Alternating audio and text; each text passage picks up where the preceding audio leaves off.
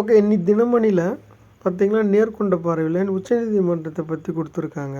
அதில் செக்ஷன் பார்த்திங்கன்னா 141 பற்றி சொல்லியிருக்காங்க. ஸோ இந்த மாதிரி தான் செக்ஷன் வந்து நம்ம எக்ஸாம் பாயிண்ட் ஆஃபில் கேட்பாங்க. ஸோ இப்போ வாங்க என்னென்னு பார்க்கலாம். தீர்ப்புகள் திருத்தப்படலாமா?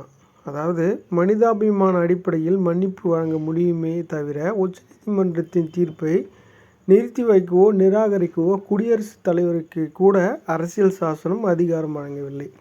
நாடாளுமன்றம் அரசியல் சாசனத்தின் திருத்தம் மேற்கொள்வதன் மூலம் மட்டுமே தீர்ப்புகளை செல்லாதாக்க முடியும் என்று அரசியல் சாசனத்தின் 141வது பிரிவு தெளிவுபடுத்துகின்றது. உச்சநீதிமன்றத்தின் தீர்ப்பு நாடெங்கிலும் உள்ள எல்லா நீதிமன்றங்களுக்கும் மேலானது என்றும் மற்ற தீர்ப்புகளை அது செல்லாதாக்கும் என்றும் அரசியல் சாசனம் பிரிவு 141 சொல்கிறது. அதே நேரத்தில் உச்சநீதிமன்றம் பிறப்பித்த சில தீர்ப்புகள் அவ்வப்போதைய சூழ்நிலைக்கு ஏற்ப அதே உச்சநீதிமன்றத்தின் வேறு அமர்வுகளால் நிராகரிக்கப்பட்டிருக்கின்றன, திருத்தி எழுதப்பட்டிருக்கின்றன.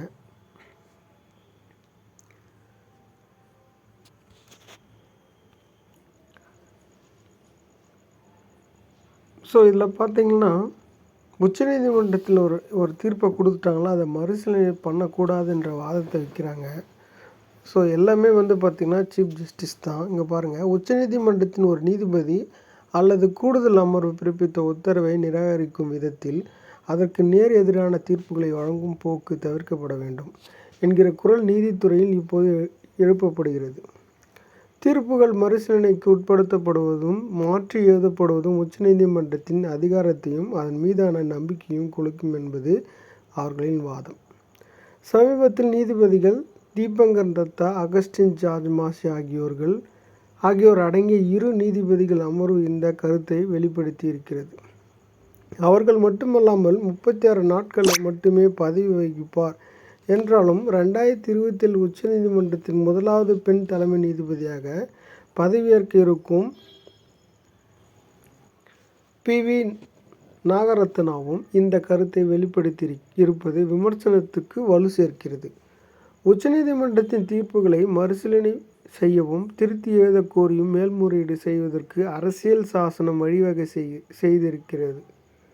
அந்த தீர்ப்புகளை மறுபரிசீலனைக்கு உட்படுத்தும் போது ஏற்கனவே வழங்கப்பட்ட தீர்ப்பில் அதிக அளவில் தவறில்லை எனும்போது அதை அங்கீகரித்து ஏற்றுக்கொள்ள வேண்டுமே தவிர நிராகரிக்கக்கூடாது என்கிற கருத்தை நீதிபதிகள் தீபங்கர் தத்தாவும் அகஸ்டின் ஜார்ஜ் மாசியும் வெளிப்படுத்தியிருக்கிறார்கள். ஸோ இவங்களோட முக்கியமான கருத்து என்னென்னா, ஒரு உச்சநீதிமன்றத்தில் ஒரு விசாரணை முடித்து தீர்ப்பு கொடுத்துட்டாங்களா, அதை எதுக்கு மறுபடியும் நீங்கள் மறுசீலனை பண்ணுறீங்க? ஸோ அப்போ அதோட உண்மைத்தன்மையை இது வந்து சீர்குலைக்குது அப்படின்னு சொல்லிட்டு இவங்க 2 பேரும் வந்து பார்த்திங்கன்னா வாதத்தை வைக்கிறாங்க.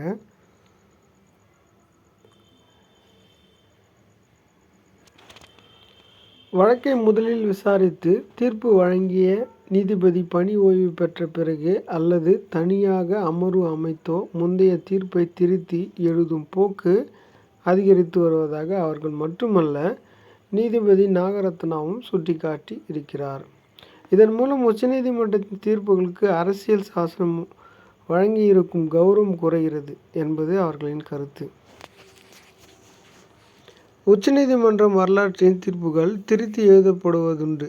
அவ்வப்போதைய மாற்றங்களும் ஏற்ப தீர்ப்புகள் வழங்கப்படுவதும் சட்டங்கள் திருத்தப்படுவதும் புதிதொன்று அல்ல. விசாரணை நீதிமன்றங்கள், மாவட்ட நீதிமன்றங்கள், உயர் நீதிமன்றங்கள், உச்சநீதிமன்றம் என்று நீதித்துறையில் மேல்முறையீட்டுக்கும் பல வாய்ப்புகள் அதற்காக ஏற்படுத்தப்பட்டிருக்கின்றன. உயர் நீதிமன்றம் உச்சநீதிமன்றத்தை எடுத்துக்கொண்டால் ஒரு நீதிபதி அமர்வுக்கு தீர்ப்பின் மீது 2 நீதிபதிகள் அமர்வும் அந்த அமர்வில் கருத்தொற்றுமை ஏற்படாவிட்டால் 3வது நீதிபதிகள் கருத்துக்கு அந்த வழக்கு உட்படுத்தப்படுவதும் வழக்கம். முக்கியமான அரசியல் சாசனம் அல்லது அரசு இயற்றிய சட்டங்கள் தொடர்பான வழக்குகளில் 5 நீதிபதிகள் கொண்ட அமர்வுக்கு வழக்குகள் மேல்முறையீட்டுக்கு மாற்றப்படுகின்றன. அப்படி மாற்றப்படும் போது தீர்ப்புகள் திருத்தப்படக்கூடாது என்கிற வாதம் மேல்முறையீட்டின் அவசியத்தை அகற்றிவிடுகிறது.